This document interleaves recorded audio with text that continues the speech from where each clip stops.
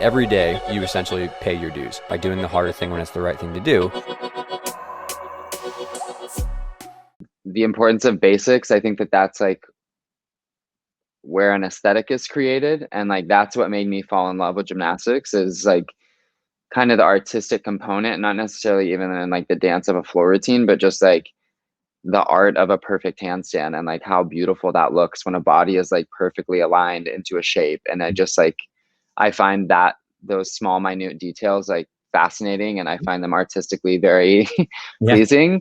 So I think that that's one aspect of like why I love basics so much. And then I think too, it's just like knowing how, you know, the more time I spend on perfecting the snap of a back handspring, the less that my kid is going to have to think about a great snap when they're trying a double tuck or a pike full in, or, you know, as high of a ceiling as you want to go. Mhm. I think that the best athletes in the world are just constantly refining their basics and breaking them down. That way it just, their body is trained for that to be second nature. And so um, I tell my kids, you know, like when you're standing at the vault end of the vault runway for the first time you're doing your Chenko full, I don't expect that you're going to be thinking about your hurdle and your round off. But like when we're doing the hurdle drill and the round off drill, I do expect that. That way it is second nature. And that's just what your body knows how to do when Mm. you get put in those situations where you're nervous, you're scared, there's a lot of pressure, etc. Yeah. So I just,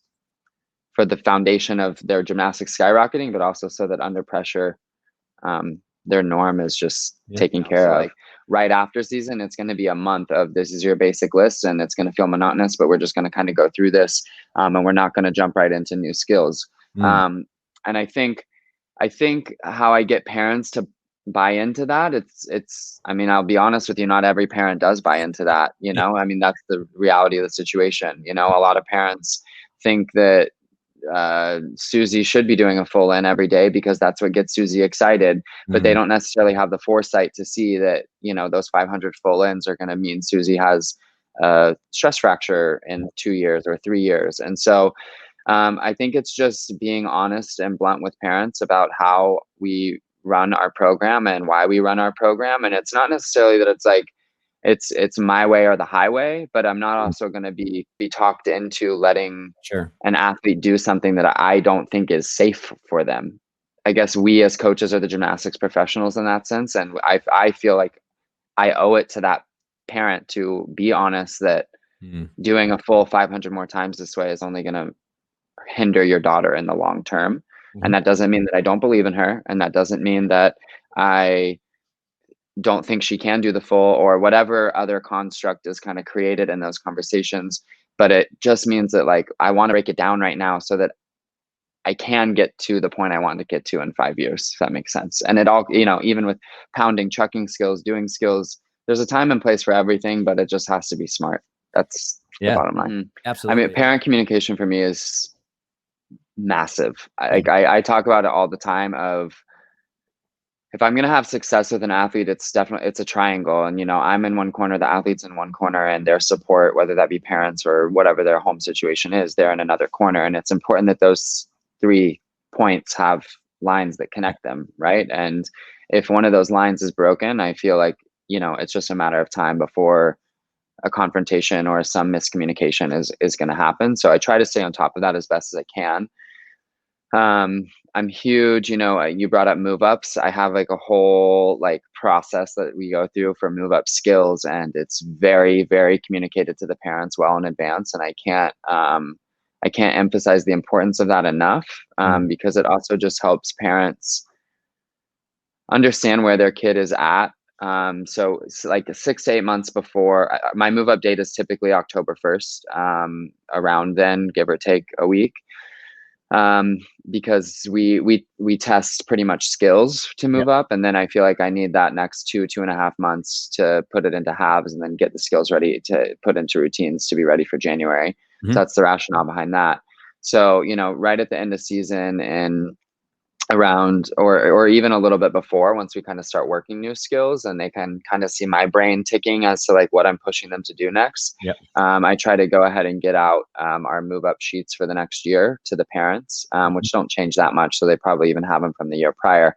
Yep. But it's very detailed event by event, like your daughter needs to be doing this on this um, even to like with 2 8s in the pit versus 1 8 in the pit, or like, this is kind of how I see it breaking down, and where they need to be by October. And then in September, we do like a mock testing, and the 2 weeks before that testing, they have to hit all the skills in certain practices, and the coach has to sign off on it. And then that sheet goes home and gets signed off by the parents, so I know they've seen it. And then we have a testing, and then that gets signed off by the parents, and then we do the whole thing again in October. So it's just like, to the point where I feel like it's like over communicated, but I never want to be in the position Yeah. where I'm told, like, I haven't been told where my daughter's at, because I agree that's not a good feeling, and parents don't like that, and they shouldn't have to do that. Mhm. They're paying a premium price, and they expect a premium product, and I hope to deliver that at all times, and every facet of what we do. You got to Yeah. be strong to do gymnastics. I mix in a lot of like kind of your stuff. I've actually gotten a lot of it from Sarah Korngold. She does a lot of your stuff. Oh, nice. And so yeah, I'm a visual person, so when I like see it in the gym, I'm like, oh, I really love that, and I'm gonna adopt that. And kind of like I talked about with Nick, I don't add a ton. Like, I'm a master of monotony, if you will, and I like the system I've got. And when I see a weakness, I try to address it. But if things are going well, I try not to change them. From a technical aspect, I think a perfect handstand. I think just strength, overall strength, physical abilities, is huge.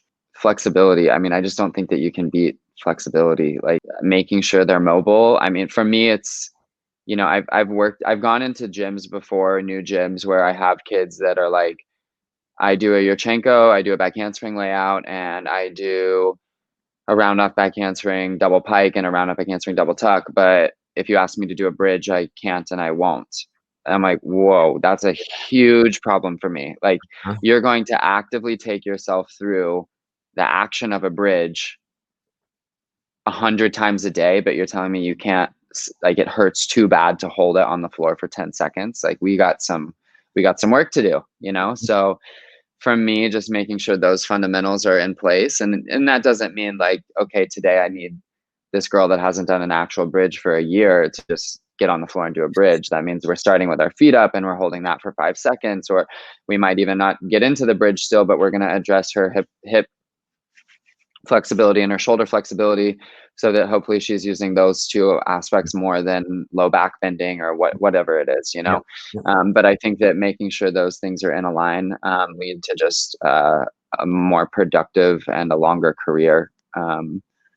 And I think you get buy-in. I just, again, when you focus on those things, I think so many people think like you need to produce like the best ever kid right away and have all these tricks and skills and all that stuff to kind of get parent buy-in or get buy-in from your athletes. But I think you get more buy-in when you don't have a super high injury rate and you are purposely slowing kids down to keep them safe. Like, parents resonate with that. I've got a 1.5-year-old now, and I maybe didn't get it as much before, but if you come to me and tell me that like he needs to do X, Y, and Z so that he stays safe, I'm gonna immediately listen to you.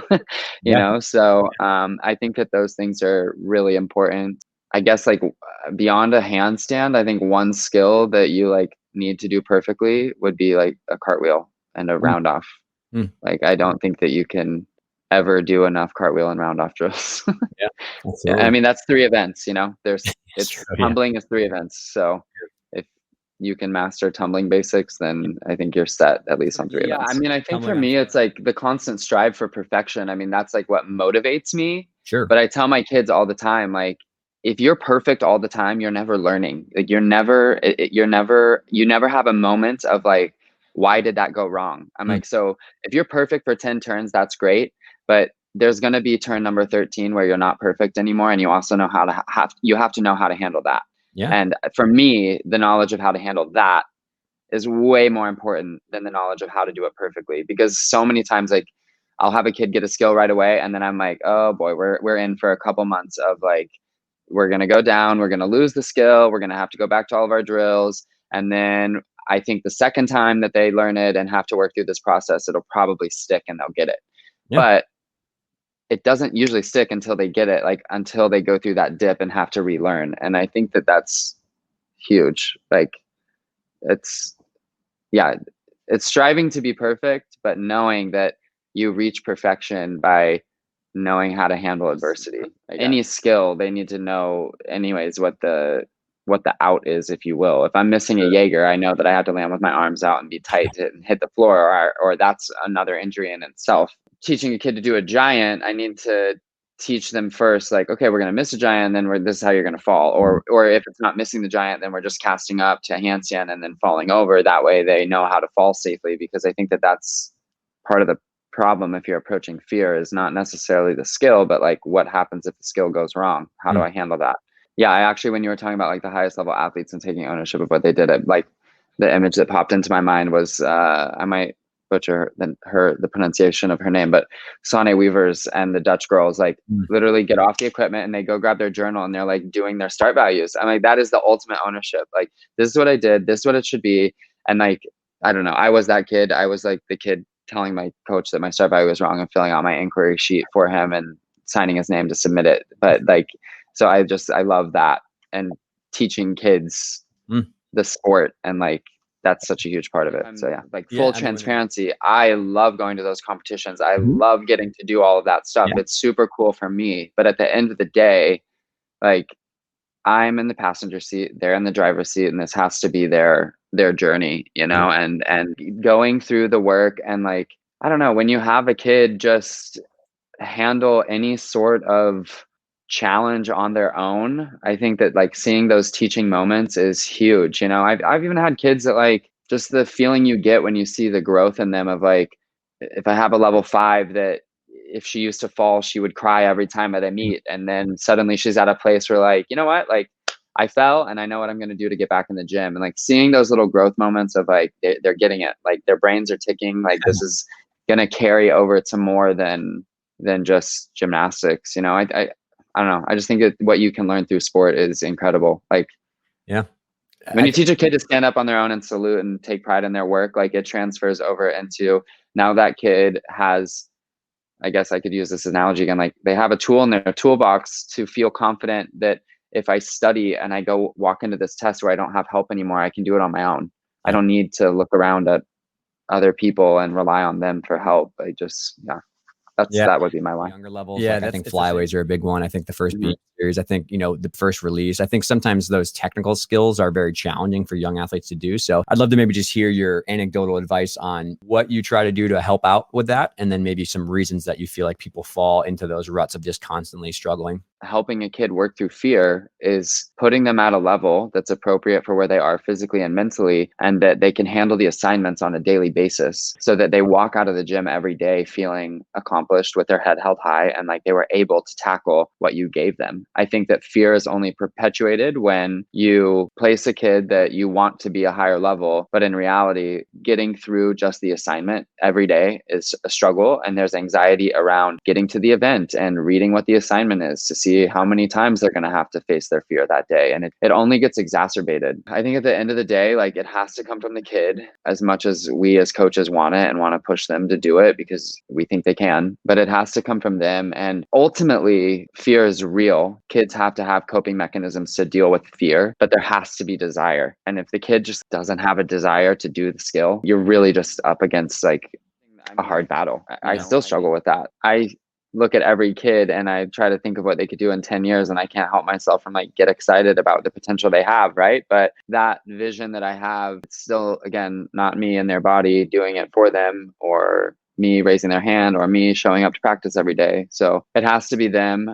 When I was at Airborne, I used to get asked this question a lot of like, how do you guys deal with fear? And I'm like, we really just don't have that much fear in our gym. Looking back, I don't think that was true, but I think that the owner of the gym, her name's Melanie Ruggiero, and just the staff that had been there prior, Justin, Liz, all of those people, I think they handled it in a way that was just keeping kids at levels that they should be, so that fear never popped up. That kid is going to stay at level 6 if they don't have their stuff, or if they're mentally not ready to move up to level 7. And through that process, they're either going to still have the fear and this isn't meant for them, not in a negative way, as a personal thing, like maybe it's gymnastics just isn't for them, or they're begging to do it because like they stayed level 6 and they've done so many more of whatever drill or repetition it is that they're like chomping at the bit to go, you know? And I think that just provides a good culture, a healthy culture, a friendly culture, but a competitive culture with each other and the kids. And